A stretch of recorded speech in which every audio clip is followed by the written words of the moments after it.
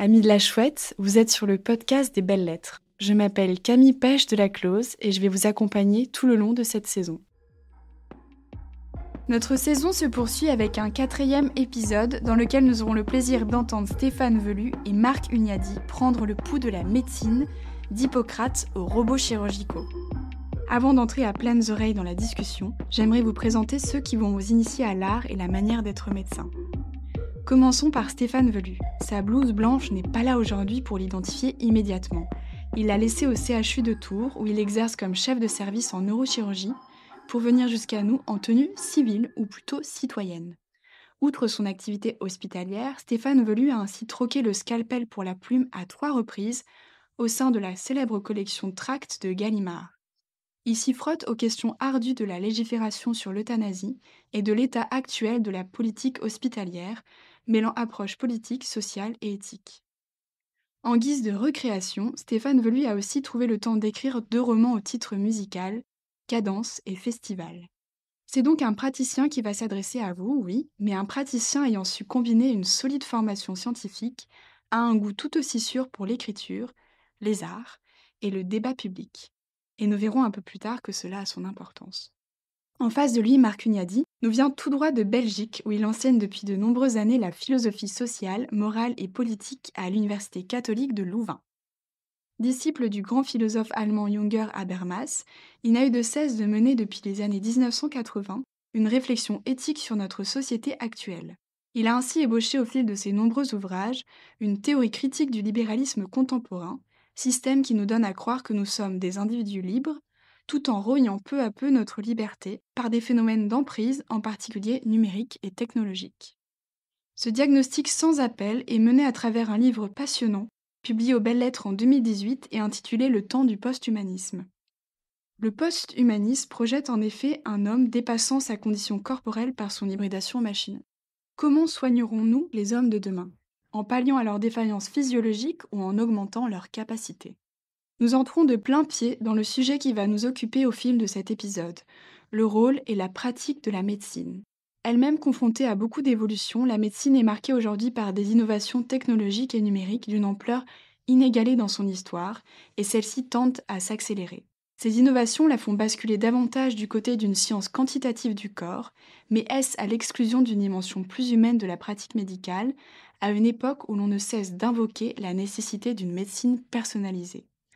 En reviendrait-on à une confrontation d'idées plus vaste, qui va beaucoup nous occuper pendant cette saison de podcast, entre rationalité scientifique et subjectivité pratique, technique générale et expérience individuelle? Si l'on se réfère aux pères de la médecine, que sont d'abord le célèbre auteur grec du Sermon, qui est prêté encore aujourd'hui par tous les jeunes médecins, Hippocrate pour ne pas le citer, ou de son commentateur romain Galien, l'opposition entre science et art penche sans conteste du côté de l'art. L'art de guérir a donc bien précédé ce qu'on pourrait appeler la science de guérir, ou médecine scientifique historiquement. Pourquoi et comment cette tendance s'est-elle inversée? Et surtout, est-ce vraiment judicieux de choisir notre camp entre art et science? Quelles en seraient les répercussions éthiques, politiques et sociales? Je laisse à présent Stéphane Velu et Marc Hunyadi vous répondre, dans une discussion qui sera, comme pour tous les autres épisodes, nourrie par la lecture de plusieurs textes de référence. Et je me réjouis de vous retrouver un peu plus tard. Bonne écoute! Mais alors, bon, moi je sais pas, Marc, comment vous voyez le problème, mais je me suis demandé cette nuit, en fait, si c'était bien de commencer par est-ce que la médecine est une science ou un art? C'est-à-dire, est-ce que c'était bien finalement de proposer à la médecine une sorte de définition? Je me demande s'il faut pas plutôt, moi c'est ce que je proposerais peut-être, enfin, de façon un peu, comment dire, un peu gonflée ou un petit peu prétentieuse, disons, essayer plutôt de partir de la définition soit de la science, soit de l'art. Moi, je partirais plutôt de la réalité médicale aujourd'hui, de la pratique médicale que vous mettez en œuvre, parce que je dirais de façon un peu provocatrice, peut-être vous allez me démentir, que médecine, science ou art, l'industrie médicale, l'industrie pharmaceutique, l'industrie numérique, elle a décidé. Elle a déjà répondu à cette question. Elle a une vision parfaitement quantitative de la médecine, une vision extrêmement ingénieriale de la médecine, au point qu'on peut imaginer que l'horizon des grandes entreprises du numérique, hein, qui prennent en charge aujourd'hui le savoir médical pour une grande partie, ces grandes entreprises du numérique ont pour horizon l'élimination pure et simple des médecins et des pharmaciens. Parce qu'ils nous parlent sans arrêt de médecine personnalisée, mais en fait, la médecine personnalisée, c'est pas du tout une médecine, je dirais, relationnelle.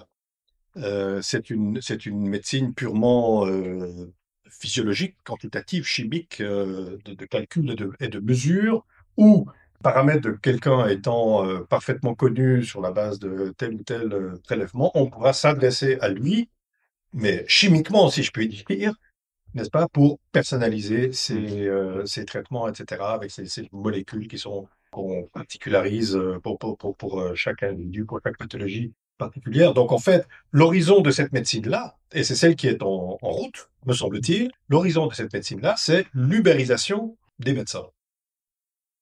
Alors moi, je partage totalement votre pessimisme, d'ailleurs, que vous détaillez de façon lumineuse dans votre livre Le temps du posthumanisme, concernant cette emprise du chiffre. Mais toutefois, je voudrais peut-être vous rassurer un petit peu, dans la mesure où il va quand même être assez difficile, disons, d'atteindre par les chiffres l'îlot dans lequel on travaille. Bon, moi, si je vous proposais tout à l'heure, en commençant, non pas une définition de la médecine, mais essayer d'opposer science et art, moi je dirais ceci, c'est-à-dire que la pratique médicale, à l'évidence, se base sur des données scientifiques. Elle est basée sur les données scientifiques, qui sont les données chiffrées, qui sont les données statistiques, épidémiologiques, etc. Et en réalité, le quotidien, de 8h à 18h, dans un service, fait un petit peu fi de ces données. Ça m'a conduit à me poser cette question de savoir ce qu'était la science. Et en fait, je me suis dit, parce qu'il y a une expression qu'on entend souvent à propos des experts, c'est que l'expertise se cogne à la réalité à un moment ou à un autre. Donc, en fait, on a effectivement, comme vous le dites, une domination du chiffre qui a donné prééminence, qui a substitué l'expertise à l'expérience. L'expertise, c'est-à-dire l'épidémiologie, les chiffres, les statistiques, l'écoute, les revenus de tel ou tel acte, etc. Bon, en fait, j'ai cette impression, alors, quand on oppose, disons, science et art, j'ai l'impression qu'il manque un mot, qui est le mot d'artisanat. Je vais m'expliquer. Quand on dit science, en tout cas en matière médicale, peut-être même est-ce vrai en mathématiques, en physique, etc., même si la science disons, est trouée, elle est pleine de manques, on peut pas imaginer une science qui réponde à tout. Enfin, au moins, je dirais que la science, peut-être que c'est une quête de la vérité, disons, pour moi. C'est-à-dire, c'est une quête de ce qui est vrai, autrement dit, de ce qui est la vérité au sens où quelque chose qui ne bouge pas, qui peut s'enrichir d'autres données, mais qui ne bouge pas. Alors que on voit moi je dirais que l'art, alors là pour être très général, hein, c'est pour ça que c'est peut-être un peu prétentieux de ma part, mais l'art serait plutôt tout ce qui permet de travailler autour, non pas de la vérité, mais de la réalité. L'art, c'est quelque chose qui dépasse celui qui l'a produit. Donc c'est un travail sur la réalité. Alors moi, si j'introduis la troisième mot d'artisanat, je dirais, et c'est pour ça que après ça permettra peut-être d'aborder le problème de la médecine, c'est que l'artisanat, lui, est une discipline qui s'attache pas à la vérité, qui travaille pas la vérité, mais qui travaille la réalité, mais qui, contrairement à l'art, ne peut pas se permettre l'aléatoire.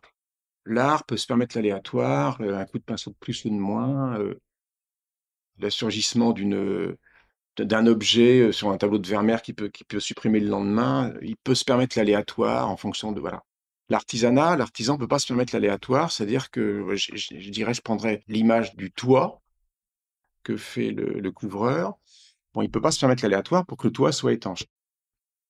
Alors, l'art peut se permettre l'aléatoire, donc s'autorise l'aléa sans problème, alors que l'artisanat, et c'est pour ça, à mon avis, que la médecine doit plutôt se rapprocher de l'artisanat que de l'art, est soumis à l'aléa, mais ne peut pas se permettre l'aléatoire. Mais dans la mesure où, contrairement à la science, qui est l'établissement d'une vérité immuable et reproductible, une pomme qui tombe de l'arbre va toujours tomber sur le sol, sur la surface terrestre, donc ça c'est reproductible. Contrairement à l'acte scientifique, à l'expérience scientifique, à la recherche scientifique, l'artisanat qu'est la médecine n'est pas reproductible. C'est-à-dire qu'on aura beau faire le même acte, appliquer le même traitement avec la même pharmacopée, les mêmes médicaments, eh bien ça va être différent d'un sujet à l'autre. Donc là, d'où la personnalisation, etc. Mais là, je vais finir en disant que précisément de ce fait, ce qu'on appelle l'évidence-based medicine, c'est-à-dire la médecine basée sur des évidences statistiques, épidémiologiques, etc., en fait, ça ne tient pas le coup 5 minutes.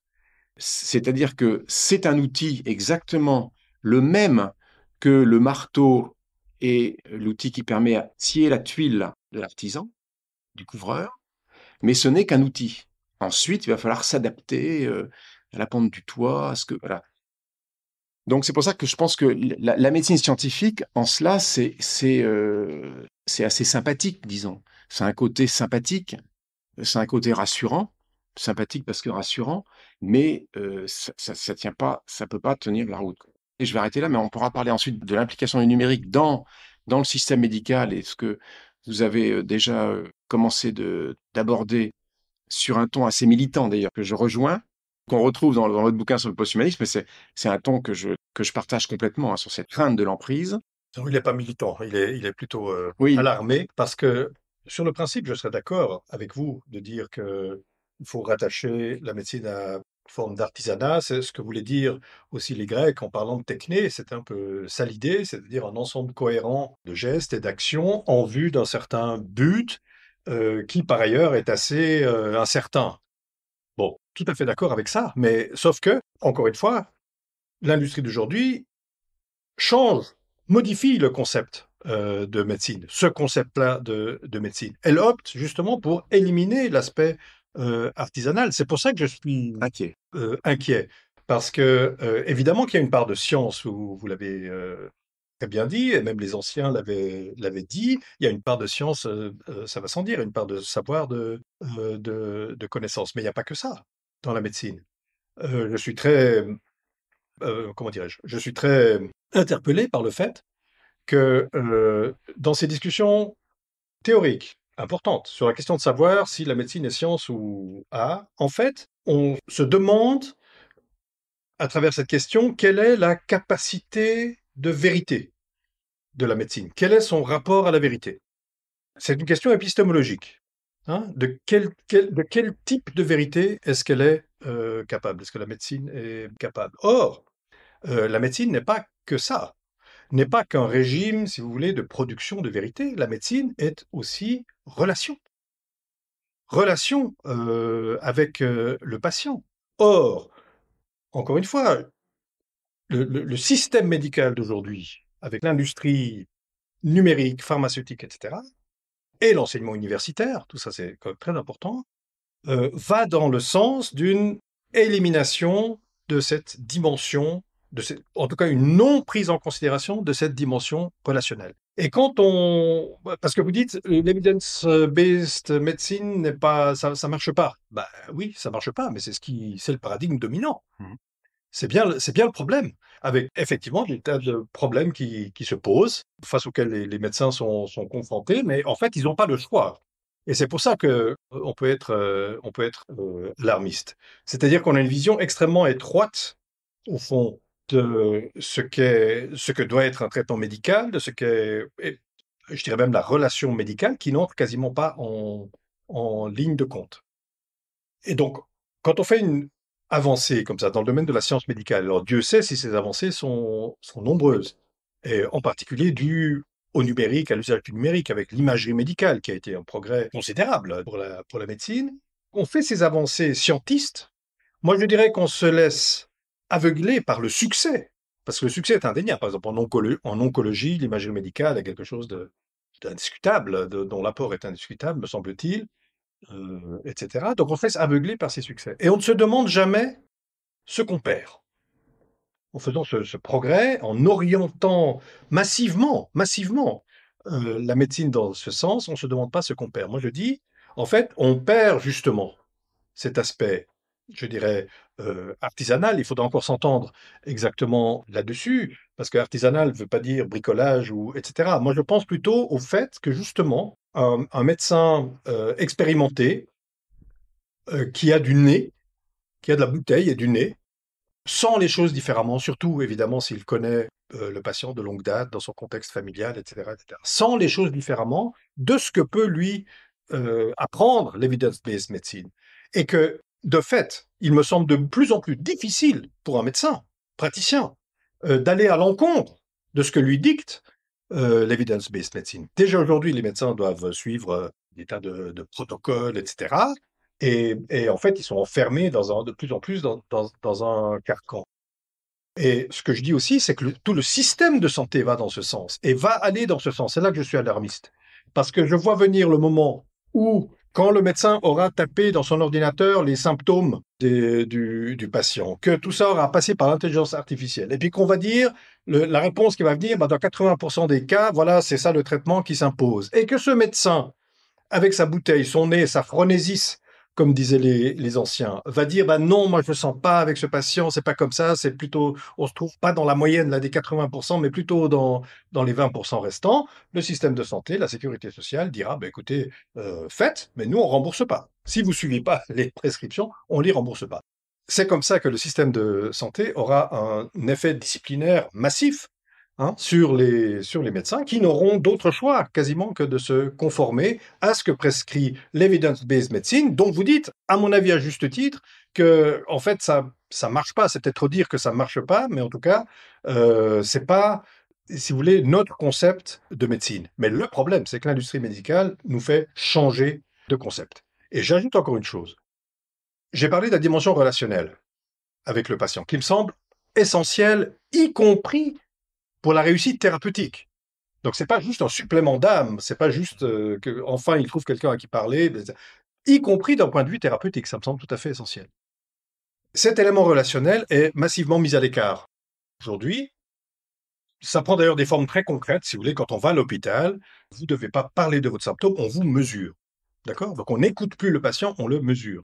C'est ça, l'evidence-based medicine, c'est ça à quoi conduit, au fond, cette numérisation de la médecine. Mais ce que je voulais dire, c'est que les industries, par exemple, les GAFAM, puisque c'est elles qui, au fond, sont en possession de tout ce savoir médical aujourd'hui, les GAFAM pourront très bien dire oui, oui, l'aspect relationnel, c'est très bien, c'est sûrement très utile, mais enfin, ça ne correspond pas à notre concept de médecine. Donc, qu'est-ce qu'on va faire? Écoutez, si vous voulez du relationnel, eh bien, allez voir tel coach, tel psy, tel machin. C'est un marché. On va vous faire un marché du coaching, un marché de la relation, mais ça ne correspond pas, au fond, au concept de médecine tel que nous, les GAFAM, le mettons en œuvre. Il va se passer exactement ce qui s'est passé avec le fitness, si vous voulez, pour des gens très sédentaires comme nous le sommes depuis 100 ans, eh bien, on a créé un marché du fitness où on peut payer pour courir sur place. Voilà, vous voyez, on fait un marché à part, on fragmente les choses, on les marchandise. Oui, alors effectivement, bon, il faut faire un constat de ce qu'il en est actuellement. Il est évident que je crains aussi, de la même façon, qu'on a parcellisé, j'ai eu l'occasion de le dire, de l'écrire, le corps humain en grands systèmes physiologiques, etc., jusqu'à la psychiatrie, à ces 1000 pages qui dénombrent tous les comportements asociaux jusqu'aux pathologies les plus graves. En sorte qu'il n'est pas improbable, en effet, qu'on en vienne un jour à une médecine telle que le chirurgien va ouvrir le ventre, le psychologue va s'occuper de la relation, le psychiatre va assurer le post-opératoire si ça va pas bien, et on aura ainsi une espèce, comme vous dites, une fragmentation de l'être humain. Je crois effectivement que ça, c'est un danger qu'on peut dire qui est sur nos têtes, c'est pas impossible. Dans l'état actuel des choses, la numérisation, elle a eu un effet considérable beaucoup plus considérable dans le domaine de l'exploration que dans le domaine de l'acte. C'est-à-dire que finalement, toutes les techniques dont on dispose sont meilleures en termes de diagnostic qu'en termes de thérapeutique. Je résumerai en disant qu'on voit beaucoup mieux les tumeurs qu'on ne les guérit. C'est assez bizarre, mais c'est comme ça. En sorte que toutes les techniques de radiologie, IRM, scanner, etc., qui utilisent le numérique, hein, qui font que bon, toutes ces équations très compliquées qui passent d'un champ magnétique à une image, utilisent le numérique. Et ça a été un apport énorme de l'exploration médicale. Force est de constater quand même que dans le domaine de l'acte, dans le domaine de la thérapeutique, le numérique est d'un apport beaucoup plus réduit. On parle de robotisation, de robots, etc. À l'heure actuelle, le robot chirurgical est un moyen d'affiner le mouvement de la main, mais pas plus. On n'imagine pas un robot opérer, etc. En sorte que maintenant, moi j'aime bien votre expression que j'ai repris, d'ailleurs, je reprendrai à mon compte, d'autant que je l'utilise de temps en temps, le flair du médecin, la main du chirurgien et l'œil du radiologue restent irremplaçables. Alors on sait que maintenant il y a des systèmes. Ou le radiologue, L'œil du radiologue. On dit que c'est justement les radiologues qui seront le... On le dit, mais ça, je crois que c'est ce que vous écrivez dans votre livre, c'est que précisément, c'est une espèce de prophétie qui n'est pas autoréalisatrice. Je ne pense pas qu'elle soit autoréalisatrice. Effectivement, il y a des machines maintenant qui font des photographies de la peau et qui arrivent à distinguer un grain de beauté d'un mélanome, avec une performance un peu supérieure au dermatologue, mais pas supérieure à l'histologie, c'est-à-dire pas supérieure à, de toute façon, le prélèvement qu'on va faire, l'examen des cellules, etc., etc. Donc finalement, on se heurte encore à une certaine limite, et cette limite, à mon avis, elle n'est pas prête d'être franchie. Donc, moi, je pense qu'on va peut-être un petit peu trop vite en disant, sauf dans un domaine qui est le domaine du coût des soins, où là, on risque effectivement d'avoir une mainmise grâce au numérique qui va surveiller notre activité, se baser sur des statistiques, etc. Mais de là à penser que le numérique va remplacer l'œil, le flair et la main, je crois qu'on en est encore extrêmement loin. Je suis heureux de vous l'entendre. Je crois qu'on en est très très loin. Et je trouve que cette distinction que vous faites entre l'exploration et l'acte, enfin l'apport du numérique dans l'exploration ou l'acte est très éclairant. Je l'admets bien volontiers, mais moi ce que je dis, c'est pas une prophétie que je fais. Hein, quand je dis qu'ils veulent remplacer les médecins et les pharmaciens, c'est un horizon que je décris, c'est l'horizon de sens sur lequel eux travaillent. Tout concourt. Alors peut-être qu'ils n'y arriveront pas. Et au fond, d'une certaine manière, je le souhaite. Moi aussi. Mais en fait, ils mettent tout en place pour ça. Alors non seulement les machines à diagnostic, alors ça c'est peut-être le caractère plutôt exploratoire, mais d'une manière générale, vous savez, les grands géants du numérique, Jeff Bezos, sont des gens qui donc, ont fondé une université pour former leurs propres médecins, en fait. C'est ça l'idée. Donc, ils auront toujours besoin de médecins parce qu'il faudra les algorithmes qu'on fabrique, il faut bien savoir il faut bien savoir les alimenter. Donc, ils ont besoin de leurs médecins, mais ils veulent former leurs propres médecins. Et pour ça, ils ont fondé une université en Californie, avec moult moyens, évidemment, etc., etc. Donc, c'est quand même l'horizon sur lequel eux travaillent. Moi, je suis très content de vous entendre dire qu'il y a une résistance fondamentale due à la nature même de l'acte médical, semblez-vous dire. Alors oui, j'ai entendu parler aussi de ces formations médicales à part qui sont basées sur le principe de la vérité, en fait, c'est ça, qui va aboutir, ni plus ni moins, et qui commence déjà, ça on le voit un peu, à aboutir à ce qu'on peut appeler une taylorisation médicale, hein, à la façon d'Henry Ford, mais ça va pas marcher. C'est ce que je disais tout à l'heure, c'est que je crois que ça ne peut pas marcher pour une simple raison, c'est qu'à un moment ou un autre, le principe de la vérité se heurte au principe de la réalité.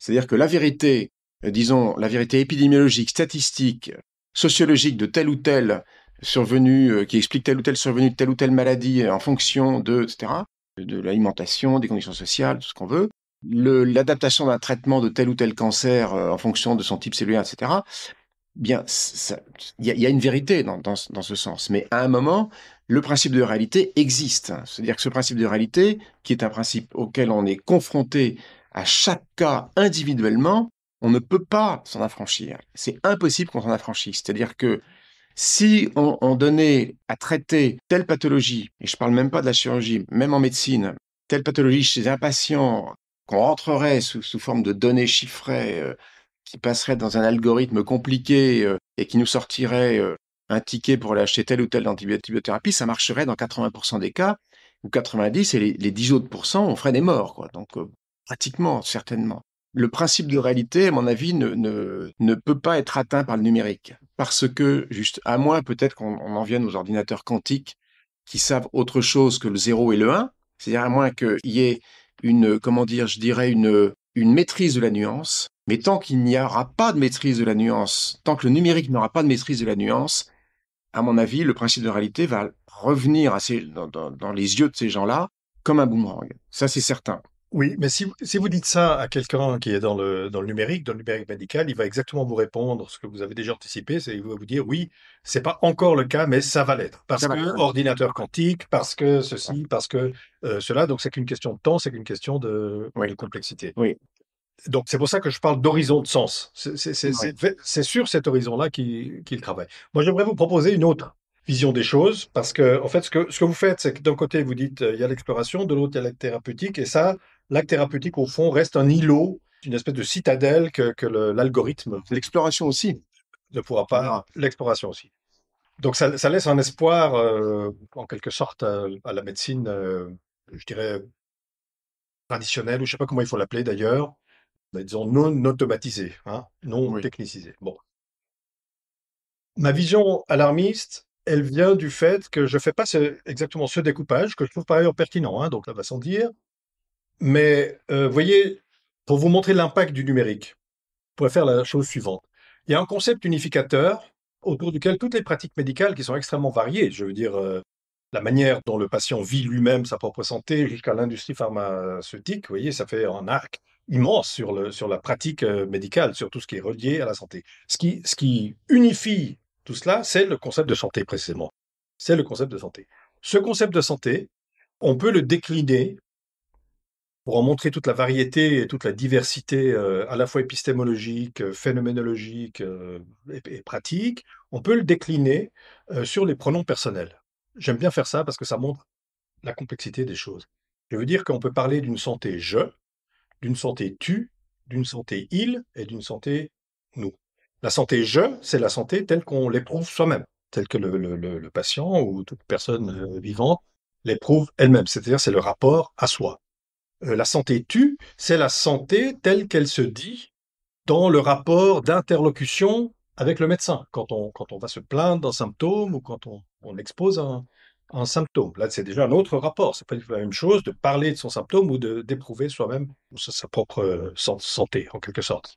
La santé il, c'est la santé soit de la recherche en laboratoire, sans les patients, si vous voulez, où on objective au fond les problèmes de santé dans des éprouvettes et des boîtes de pétri, ou les politiques publiques aussi, qui sont aussi en il, c'est-à-dire qu'on considère la population comme un tout objectivable, etc.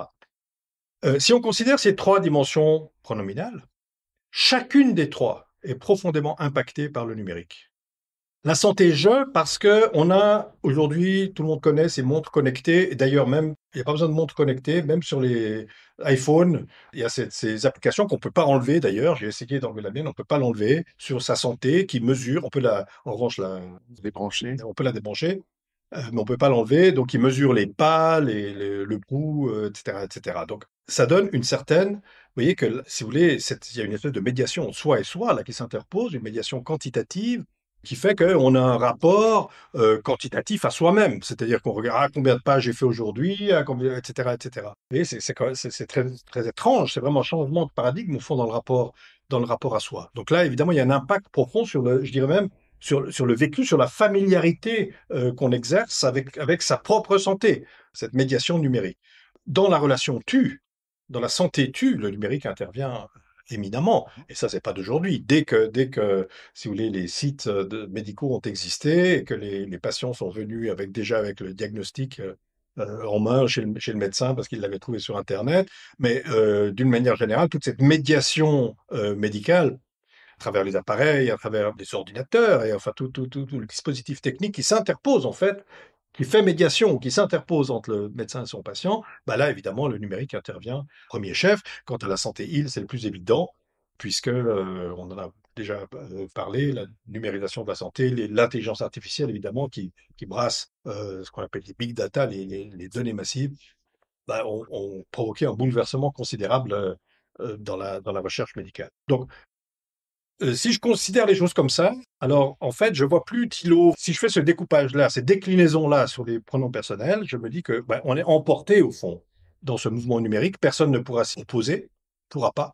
Plus, comme je le disais, les systèmes de santé qui sont très généreux sous nos latitudes, qui donc, par conséquent, ont un devoir d'efficacité économique. C'est comme ça. C'est au fond, l'efficacité, c'est le pendant de leur générosité, d'une certaine manière.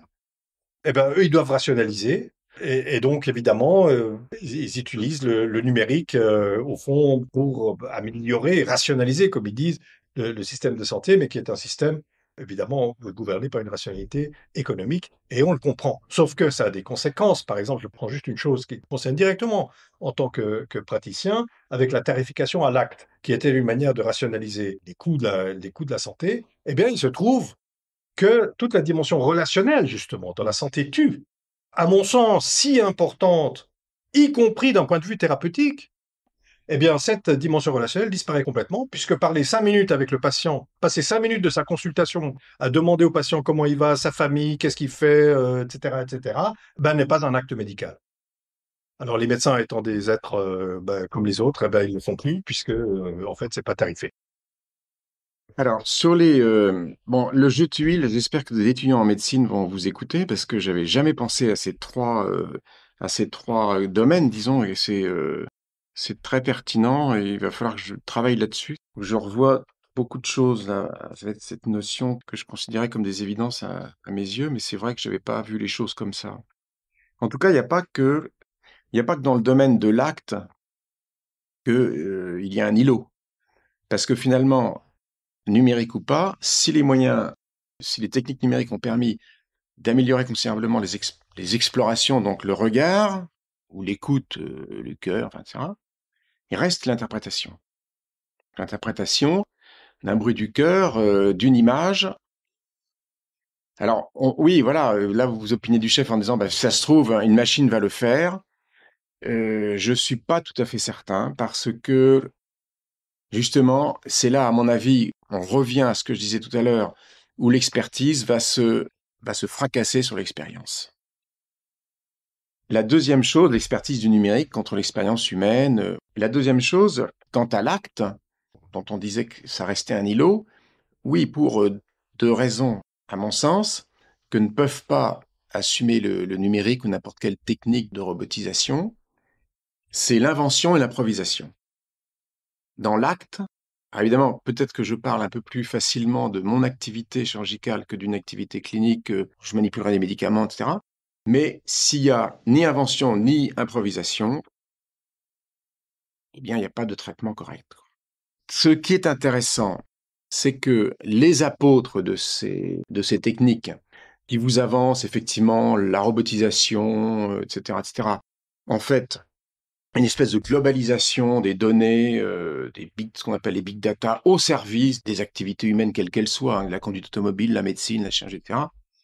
Ces gens-là, moi j'en ai connu quelques-uns.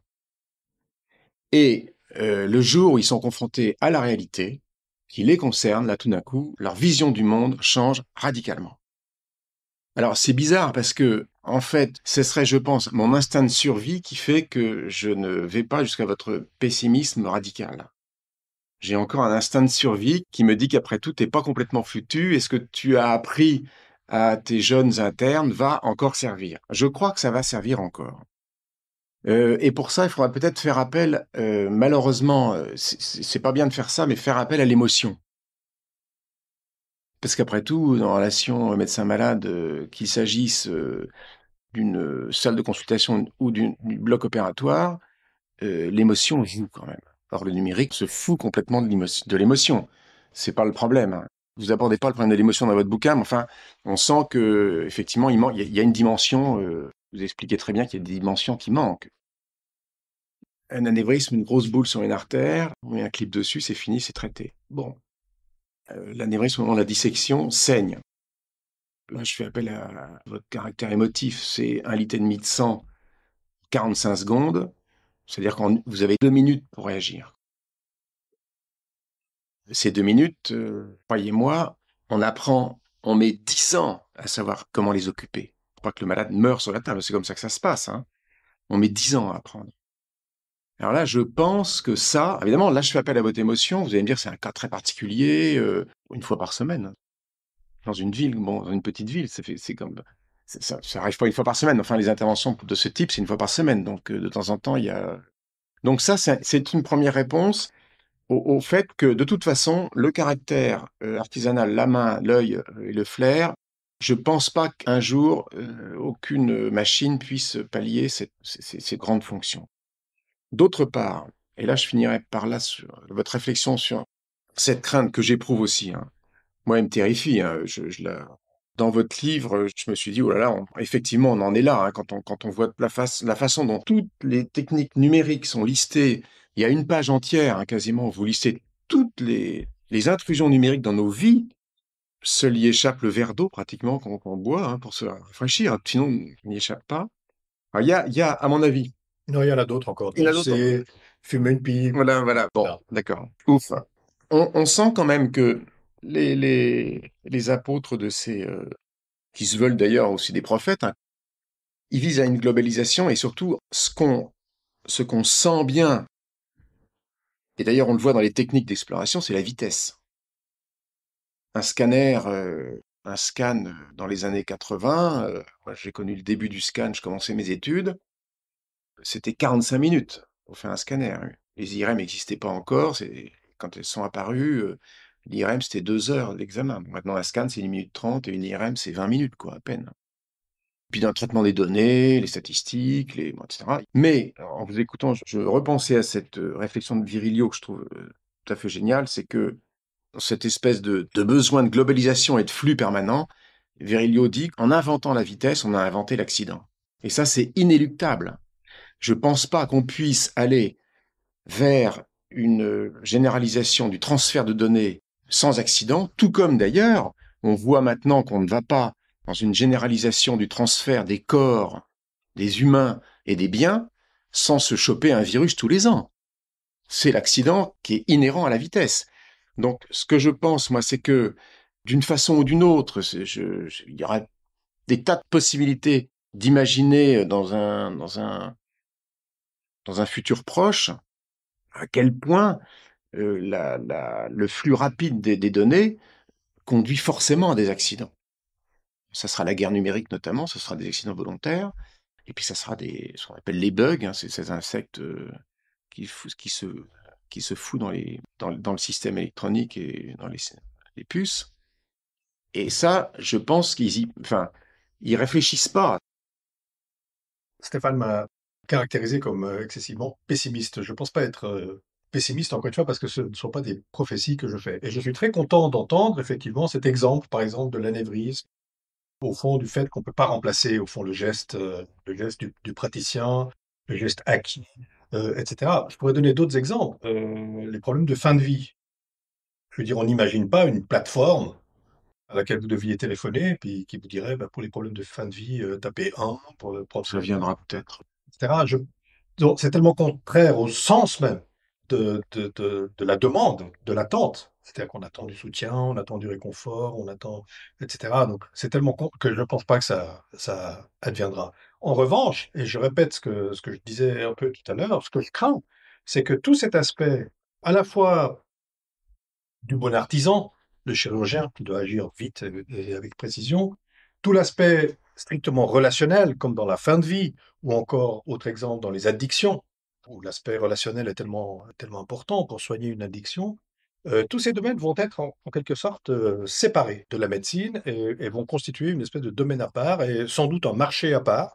Voilà, c'est ça ma crainte. C'est-à-dire que moi, je suis pour qu'on considère tout ça comme comme au fond, l'art et la science médicale. Personnellement, j'aimerais pas faire la distinction parce que justement, cet art et cette science ont cette caractéristique très spécifique d'être relationnels. On parle toujours du savoir du médecin et de la science du médecin. On parle jamais de la science du patient, de ce que lui sait. n'est-ce pas? Donc il y a là un vrai problème depuis la nuit des temps, je dirais, depuis que les grands textes médicaux de l'Antiquité existent. On s'est beaucoup interrogé sur l'épistémologie de la médecine, mais pas sur cet aspect. On n'a pas mis en évidence cet aspect relationnel, et même dans l'aspect épistémologique, on ne s'est pas interrogé sur le savoir que le patient avait de lui-même.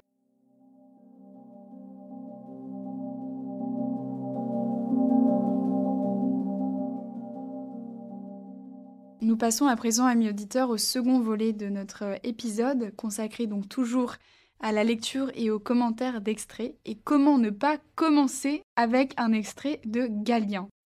Né à Pergame en 129 de notre ère, à la fois médecin, philosophe et commentateur de l'œuvre d'Hippocrate, Galien est l'auteur de la plus vaste œuvre médicale qui nous soit parvenue. La centaine de traités conservés sous son nom abordent des domaines très divers. Le présent texte porte sur la nature et les principes de la médecine. Il est intitulé « La médecine est-elle une science ou un art ?» Certains des logiques, parmi lesquels Érasistrate, ont supposé que la médecine tenait en partie de la science, par exemple les domaines de l'étiologie et de la connaissance de la nature, et en partie de la conjecture, par exemple les domaines de la thérapeutique et de la sémiologie. Mais les méthodiques prétendent qu'elle est une science à part entière. Les uns comme les autres se sont écartés du vrai, surtout les méthodiques. Une science, en effet, est une connaissance bien ajustée, solide, inébranlable par la raison. Or, celle-ci n'existe pas même chez les philosophes, surtout s'agissant de la connaissance de la nature. À plus forte raison, elle ne saurait se trouver dans la médecine, et même, elle ne vient pas du tout jusqu'aux hommes. C'est pourquoi le nom d'art conviendrait pour la médecine. Un art, en effet, est un ensemble cohérent de conceptions et de notions organisées d'une certaine manière et dans certaines proportions, tendant vers une fin utile à la vie. Étant donné, elle aussi, de conceptions qui concernent l'homme, qui sont en nombre suffisant pour constituer un ensemble cohérent et qui surtout sont organisées, c'est-à-dire concordantes et en harmonie, et non pas dépourvues d'ajustement entre elles, celle-ci, donc, serait très justement appelée art, puisque la définition de l'art lui sied et que les conceptions qui lui sont propres tendent vers une sorte d'utilité pour la vie. Car c'est pour sauver les hommes et les maintenir en bonne santé qu'elle est née.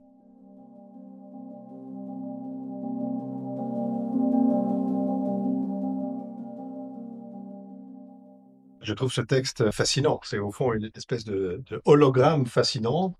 C'est comme une goutte d'eau qui reflèterait au fond tout un monde de pénétrer un texte comme ça. Ce que je trouve surtout fascinant, déjà, c'est les déplacements conceptuels par rapport à nous, par rapport à ce que nous comprenons. Par exemple, les termes de science, d'art. Et évidemment, ce texte n'a pas, si vous voulez, le même concept de science et d'art que celui que nous avons, par exemple, pour science. Ce qui est caractérisé ici comme science, c'est une certaine forme de certitude, c'est-à-dire c'est une modalité du savoir. Il est dit, est scientifique, ce qui est inébranlable par la raison, c'est-à-dire ce dont, en quelque sorte, on ne peut douter. Mais on voit bien qu'aujourd'hui, c'est pas du tout le concept de science que nous avons, puisqu'aujourd'hui, le concept de science fait référence à la méthode, la méthode, à la manière d'établir des faits, à la falsifiabilité des faits, etc. Donc on insiste beaucoup plus sur le caractère de méthode que sur le caractère d'un savoir absolument définitif. Quant à ce qui est appelé art, moi ça me fait penser à un terme français un peu lié ou peu usité, que Jean Piaget utilisait dans sa psychologie génétique, c'est le terme de praxis. Ça me semble refléter parfaitement ce qui ici est désigné par art, c'est-à-dire par techné. La praxis, c'est-à-dire, c'est pas juste un geste, c'est pas juste une action, c'est un ensemble d'actions cohérents qui visent un certain but. Et je pense que cette expression qu'il faudrait remettre à l'ordre du jour de praxis rend parfaitement compte de cela. Sauf que ici, on voit bien que en fait, Galien défend cette notion de médecine comme art, mais ce qui constitue pour lui l'élément caractéristique de cet art, c'est la cohérence. C'est la cohérence en vue d'un certain but. En cela, c'est une comme je le disais, praxis. Mais est-ce qu'on dirait aujourd'hui de la médecine que c'est une praxis en ce sens? Certainement pas, précisément parce que, au fond, la médecine est devenue extrêmement analytique, si vous voulez. C'est plus la cohérence d'ensemble qui compte, c'est plutôt fragment par fragment, organe par organe, symptôme par symptôme, l'appréhension de la maladie. Donc on a une vision, la médecine d'aujourd'hui, je pense, a une vision très analytique et du corps humain et de la pratique médicale. Donc, c'est à l'opposé de la cohérence ici dont parle Galien. Par ailleurs, le critère de cohérence n'a rien à voir avec le critère de vérité. Si ce qui importe, c'est la cohérence, ça veut dire que mieux vaut quelque chose de cohérent, mais globalement faux, que quelque chose d'incohérent, mais partiellement vrai, par exemple. Bon, donc vous voyez, on est très éloigné, en fait, de notre propre culture, de nos propres concepts. C'est ces déplacements, moi, qui me semblent extrêmement parlants, sans compter le fait que, donc ici, il est fait allusion à deux écoles, les logiques, est-il dit, et les méthodiques. Les méthodiques étaient justement une école à Rome qui pensait pouvoir éliminer la part de hasard dans le jugement au point de supprimer le jugement lui-même. En français, ça s'appelle de l'evidence-based medicine. Ces méthodiques sont les précurseurs, au fond, de cette science voulue exacte, c'est-à-dire, au fond, immédiatement calculatrice. C'est aussi le paradigme que veut nous imposer le numérique, d'une certaine manière. Vraiment, on force pas trop le trait, si vous voulez. C'est comme, hein, avec cette école méthodique, eh bien, je me réjouis de voir que Galien s'oppose à la médecine numérique. Moi, je verrais dans ce texte peut-être une sorte d'opposition qu'il y aurait, alors sans revenir à la définition de la science, telle qu'on a pu en faire une hypothèse tout à l'heure, une sorte d'opposition en ce qui serait justement la vérité scientifique, quelque chose qu'il dit solide, inébranlable, ajusté, donc permanent, voilà, et dont on disposerait probablement, nous, maintenant, au XXe, du fait même qu'on a des techniques qui sont basées sur des outils créés scientifiquement, et opposant donc à toute la partie dite scientifique, dite objective de la médecine, une partie philosophique, finalement, qu'on pourrait dire humaniste, en fait. Le fait est que il est des cas où il est extrêmement difficile de scinder les deux. Ce que je veux dire par là, c'est que dans la mesure maintenant où on dispose précisément de techniques invasives et efficaces et dangereuses en même temps, tout ce qui est efficace comporte son danger, l'utilisation de ces techniques oblige, durant un certain temps, du moins, à faire fi de la part humaine de ce dont on s'occupe. Ça peut paraître très bizarre, mais cette opposition-là que je vois dans le texte, elle est en fait, elle est effective, elle est quotidienne dans la pratique médicale. À telle enseigne que, et là je vais refaire appel aux émotions, il est très difficile, il est facile de faire cette scission chez quelqu'un qu'on ne connaît pas, autrement dit, d'avoir le geste adapté dont je parlais tout à l'heure en 1 minute 30, il est beaucoup plus difficile de faire une scission radicale entre l'humain et la technique, l'affect et le geste concernant quelqu'un qu'on connaît. Et c'est là la limite où on voit, c'est là la limite justement d'une espèce de conception numérique absurde de la pratique médicale, qui ferait fi, disons justement, précisément de l'humain, qui n'en tiendrait absolument pas compte, et qui ferait de la relation quelque chose totalement dénué d'affect. Sauf à laisser le corps à un robot, ce qui paraît un peu, d'abord, improbable, possible en fait, et absurde, quoi.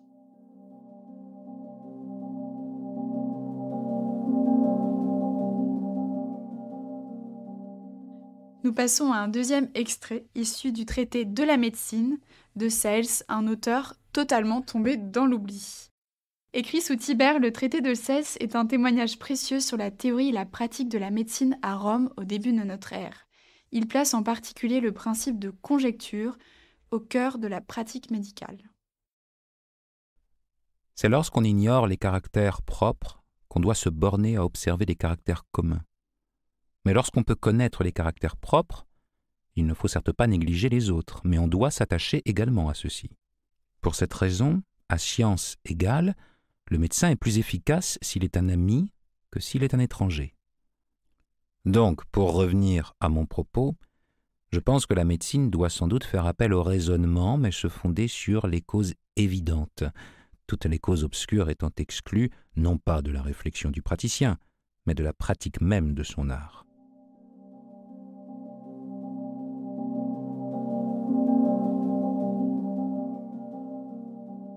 Celle s'ajoute ici un élément qui me semble très, très important. Il défend la notion de raisonnement en médecine. Et donc, je pense que c'est à replacer, ça, dans la polémique que Galien, au fond, mentionnait, contre les méthodiques, contre ceux qui voulaient justement éliminer le raisonnement au profit de l'evidence-based medicine. Et il dit, voilà, il faut introduire le raisonnement. Sa problématique, c'est vraiment celle une problématique simplement d'ignorance et de connaissance.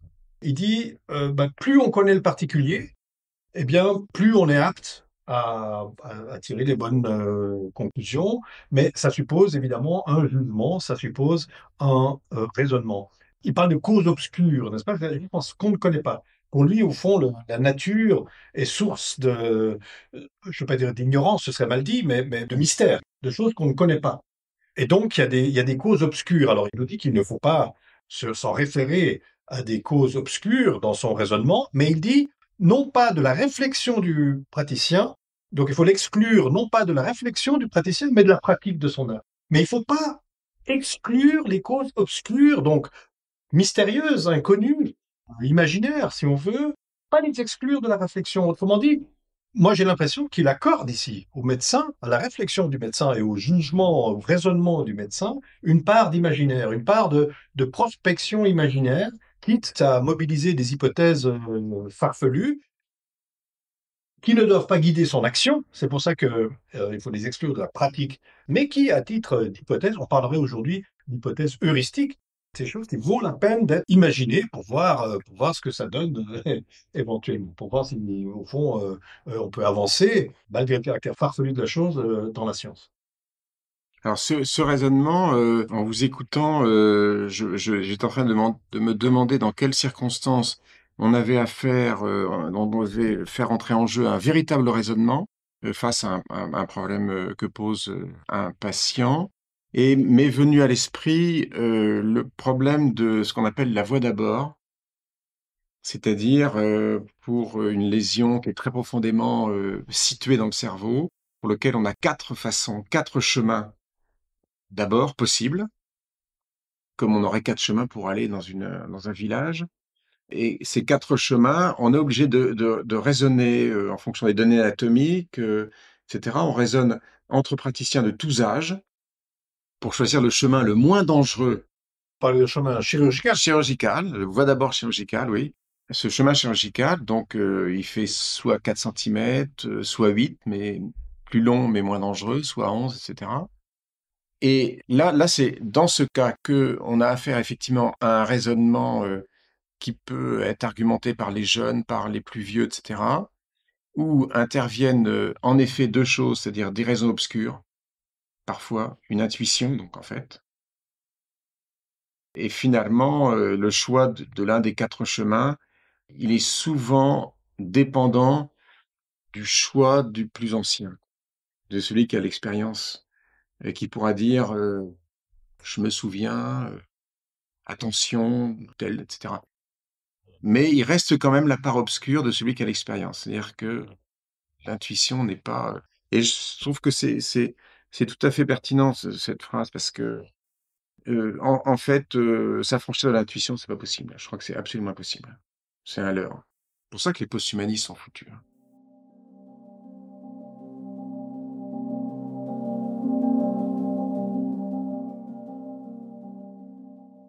Et nous terminons avec un dernier extrait issu du manuel Médecine, Santé et Sciences humaines, réédité l'année dernière aux Belles Lettres. Ce manuel est un ouvrage pluridisciplinaire destiné à accompagner l'enseignement des sciences humaines et sociales au sein des études médicales et des études en santé.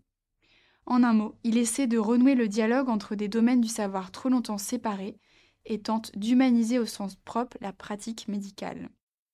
L'extrait qui va vous être lu provient de la préface du critique littéraire et essayiste Tsvetan Todorov.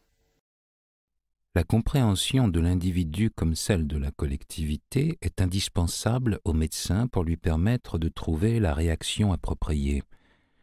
Il est trop risqué de lui demander de compter sur sa seule intuition.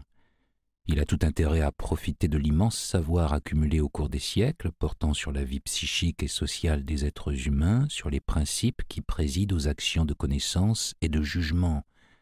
Sans renoncer à ces sources anciennes de savoir sur les conduites humaines, le médecin de demain trouve aussi à sa disposition un discours constitué depuis 2 siècles, celui des sciences humaines et sociales.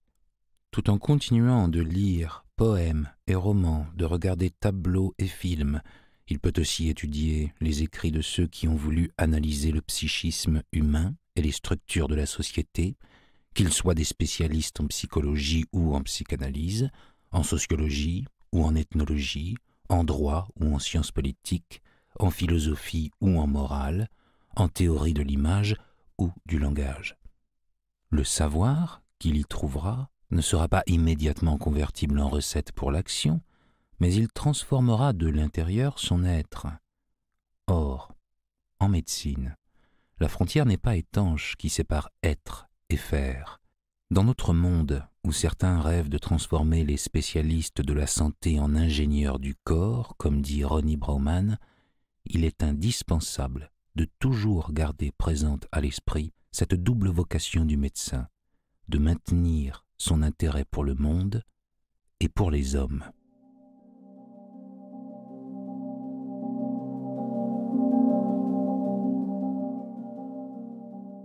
Oui, ici, Todorov plaide pour une médecine effectivement humaniste au sens propre du terme, c'est-à-dire qui prend en compte les sciences humaines, hein, et pas seulement les sciences humaines, mais des productions symboliques de l'esprit humain, de l'art, des romans, la philosophie, etc. Bon, je trouve ça extrêmement naïf au fond, parce que avoir accès aux sciences humaines et tout, c'est très enrichissant, mais enfin, rien ne garantit qu'un médecin, qu'un praticien qui s'adonne aux sciences humaines en tire sache véritablement les lire, sache véritablement en tirer profit. C'est pas donné. C'est aussi une formation, etc. Donc, je trouve que c'est un peu un vœu pieux. Ça, c'est une chose. L'autre chose, c'est que ici, il plaide pour donc une ouverture des savoirs. C'est un peu le CELS des temps modernes, si on veut.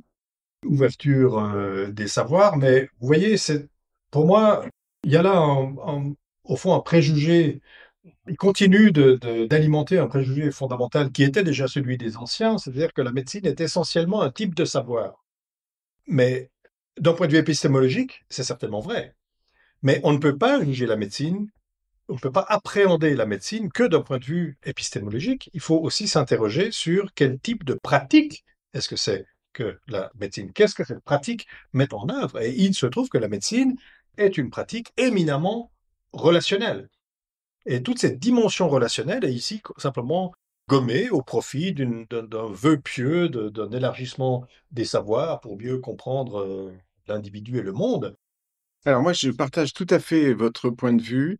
Et en lisant ça, le même mot m'est venu à peu près le même, c'est le mot d'angélisme. C'est-à-dire qu'effectivement, penser qu'un enrichissement considérable en sciences humaines et sociales, etc., qui sont enseignées dans les premières années de médecine, va déboucher sur une meilleure pratique, je crois que c'est de l'angélisme pur, parce que finalement, tout ce que nous percevons de la société, en réalité, et percevons de notre propre pratique, ne s'apprend pas en 4 heures, 8 heures ou 20 heures ou 50 ans ou 50 heures de lecture, ne nous imprègne que très lentement sur des années et des années pour finalement comprendre à peu près les choses et pouvoir critiquer à peu près les actes que l'on aura commis ou bien faits dans notre vie professionnelle, ne les comprendre et ne les saisir correctement qu'au moment où on meurt. Et c'est un peu trop tard, c'est-à-dire que c'est très tardif. Bon. Alors moi, je pense que c'est vrai aussi que l'enseignement des sciences humaines et sociales en médecine, c'est une bonne chose parce que ça permet de donner aux étudiants l'autre dimension que la technique, la biologie, la cellule, etc. Personnellement, je préfère, quand je peux le faire, avec les internes qui sont des jeunes médecins, donc en 25, 30 ans, je préfère les engager, je dirais, vers la lecture de la littérature peut-être romanesque même, parce que, à mon avis, je les oriente par exemple vers Kafka, par exemple vers L'étranger de Camus. On n'a pas beaucoup lu, c'est un bouquin totalement lumineux sur l'incertitude. Et parce que, en fait, moi, je crois que la chose la plus importante et qui s'affranchit de lecture des sciences sociales, c'est la culture du doute. À mon avis, c'est ce que on doit conserver quand on pratique la médecine ou la chirurgie, c'est cultiver le doute. Les péremptoires, les mégalomanes, il y en a beaucoup parmi les chirurgiens, j'en connais quelques-uns, qui ne doutent plus, c'est foutu. Donc, moi, je pense que le plus important, c'est de cultiver le doute. En fait, je remarque qu'il y a un mot qu'on n'a pas utilisé cet après-midi, c'est le mot confiance. Or, Dieu sait si la confiance est quelque chose d'absolument structurant dans la relation médicale. Or, je crois que justement, l'intervention du numérique sur toutes les dimensions pronominales que je disais, c'est-à-dire le je, le tu, le il, a un impact immense, en réalité, sur cette relation qui est constitutivement de confiance. C'est-à-dire que, en gros, pour le dire vite, le numérique, en fait, veut contourner la relation de confiance. C'est pas qu'elle l'éjecte ou qu'elle lutte contre, elle contourne. Elle rend la confiance inutile.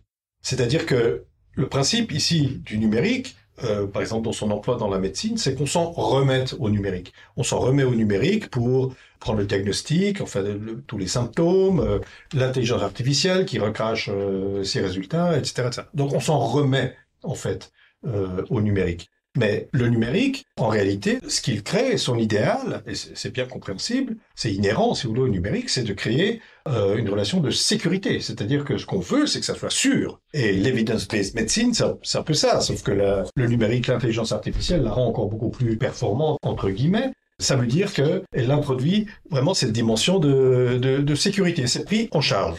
Ce qui veut dire que la relation de confiance est tendanciellement remplacée par une relation de sécurité. Or, une relation de sécurité, c'est plus une relation humaine, c'est plus une relation de confiance, précisément, c'est une relation quasi causale qui, à partir de certaines données, impose un résultat donné auquel il faut s'en remettre. Donc moi, je vois cette numérisation tendancielle de la médecine à laquelle on assiste aujourd'hui, je le vois, si vous voulez, sur le très long terme, comme un des aboutissements de cette évolution massive et progressive de l'humanité, où en fait toutes les relations naturelles que nous autres individus humains entretenons avec le monde, les uns avec les autres, qui sont des relations de confiance, toutes ces relations naturelles sont progressivement remplacées par une relation à la technique. Ça vaut pour la médecine, mais ça vaut tendanciellement pour toutes les relations numériques, puisque en fait, nos actions qui nous relient avec le monde sont toutes impactées par le numérique, et quoi qu'on fasse, qu'on soit cueilleur de champignons, diabétique pour voir sa glycémie, ou philosophe qui veut accéder à des articles, on est tous dans une relation de sécurité par rapport à chacune de ces activités. Et donc, du point de vue de l'histoire de l'évolution de l'humanité, si vous voulez, il y a ce remplacement tendanciel des relations naturelles par des relations techniques. Votre discussion m'a, je vais pas vous le cacher, un peu secouée. Le tableau de la médecine actuelle que vous venez de dépeindre, Stéphane Velu et Marc Hunyadi, est loin d'être luisant. Mais je vous remercie d'autant plus pour la sincérité et la profondeur de votre débat, qui ont permis, je crois, de montrer l'urgence du sujet, à savoir les dérives de la médecine du côté d'une science toujours plus quantitative, prise au piège du numérique et de certaines innovations technologiques. Comme à chaque épisode, je vais tenter de résumer à présent les points principaux de votre discussion. D'entrée de jeu, si je puis dire, il est apparu que la distinction ancienne, réalisée par Galien notamment, entre science et art était devenue caduque aujourd'hui. Selon vous, Marc Hunyadi, la médecine a tranché et définitivement basculé du côté de la science, donnant naissance, excusez mon accent, à l'evidence-based medicine, c'est-à-dire une médecine fondée sur les faits ou bien médecine factuelle. Nous nous acheminons de plus en plus vers une ingénierie médicale dont même les médecins et les pharmaciens finiront par être exclus. C'est ce que vous qualifiez du reste d'horizon d'attente, Marc Hunyadi, qui n'a rien d'une prophétie, mais correspond plutôt à ce que les géants du numérique projettent sur le futur. Le concept même de médecine est en train de changer. Face à cet horizon bien sombre, vous faites appel, Stéphane Velu, à la résistance du réel. On ne peut pas remplacer si facilement l'expérience du médecin. Le principe de réalité fonctionne comme un garde-fou selon vous. Le numérique ne peut pas, encore, reproduire toutes les nuances du réel et donc d'un individu, comme il ne peut pas se substituer à l'acte médical que vous allez jusqu'à comparer à un artisanat. On peut certes améliorer considérablement la technologie numérique pour ce qui est du diagnostic, mais beaucoup moins pour ce qui est de la thérapeutique. L'expérience du médecin s'accompagne aussi de ce que vous appelez son intuition, Stéphane Velu, et vous, Marc Hunyadi, sa capacité prospective, nécessaire à la conduite de tout raisonnement médical. En un mot, être médecin demande aussi de l'imagination. Les causes obscures décrites par Sells ne sont pas que des vieilles poussières de l'Antiquité. Il nous reste encore beaucoup de causes obscures à explorer et qui nous échappent. Parce que la médecine est moins un type de savoir qu'un ensemble de pratiques. Pratiques qui doivent inclure une part de doute dont nous avons déjà abondamment parlé avec Étienne Klein et François Cassingena dans le premier épisode de cette saison. Et que dire de la place de l'émotion ? En ce sens, la médecine se situe davantage du côté d'un régime de réalité que d'un régime de vérité. La relation avec le patient se situe au cœur de cette réalité médicale. Les succès techniques ne doivent pas nous aveugler. La médecine s'oriente parfois, malgré ceux-là même qui la pratiquent, vers une pression protocolaire et disciplinaire de plus en plus forte, dont la tarification à l'acte est un des exemples les plus criants. D'ailleurs, je ne cesse d'employer le terme médecine sans doute à tort, alors que c'est la santé au sens large qui est en jeu ici. Votre distinction pronominale, Marc Hunyadi, entre la santé du je, du tu et du il, est très éclairante pour comprendre combien toutes les sphères de la santé se trouvent concernées par les avancées du numérique. Si l'on regarde la médecine par ce prisme-là, il ne reste guère d'îlot de résistance pour vous. Un des grands impensés du système de santé actuel, et cela remonte à l'Antiquité, que l'on a peu abordé dans cet épisode mais qu'il convient de mentionner tout de même, c'est le savoir du patient et non pas du médecin. Il y a certes de plus en plus d'initiatives qui vont dans le sens d'une reconnaissance de ce savoir, mais elles paraissent bien timides face à tout ce que vous avez décrit. Aujourd'hui, on se dirige dans tous les domaines de notre existence d'ailleurs, vers une relation non pas de confiance, mais de sécurité. Et la nuance est aussi cruciale que terrifiante. Je pense en particulier à deux concepts que vous avez détaillés tous les deux. La parcellisation des disciplines médicales, qui mène à un cloisonnement entre spécialités de plus en plus grand, et la fragmentation de l'être humain qui en ressort. Pour prendre en charge un patient, on le découpe, en quelque sorte. On le fait passer par tout un tas d'étapes, de lieux, d'examens, qui vont chacun prendre en considération une partie seulement de cet individu. C'est justement sur cette fragmentation que repose le discours post-humaniste dont vous êtes spécialiste, Marc Hunyadi. La fragmentation permet un meilleur contrôle du vivant. Nous en aurons la confirmation dans un prochain épisode consacré aux plantes et à notre manière de les hiérarchiser depuis l'Antiquité grecque. Est-ce qu'à force de vouloir comprendre l'humain et plus largement l'ensemble du vivant, nous ne l'avons pas enfermé dans des catégories qui nous empêchent de penser l'altérité ? La suite au prochain épisode.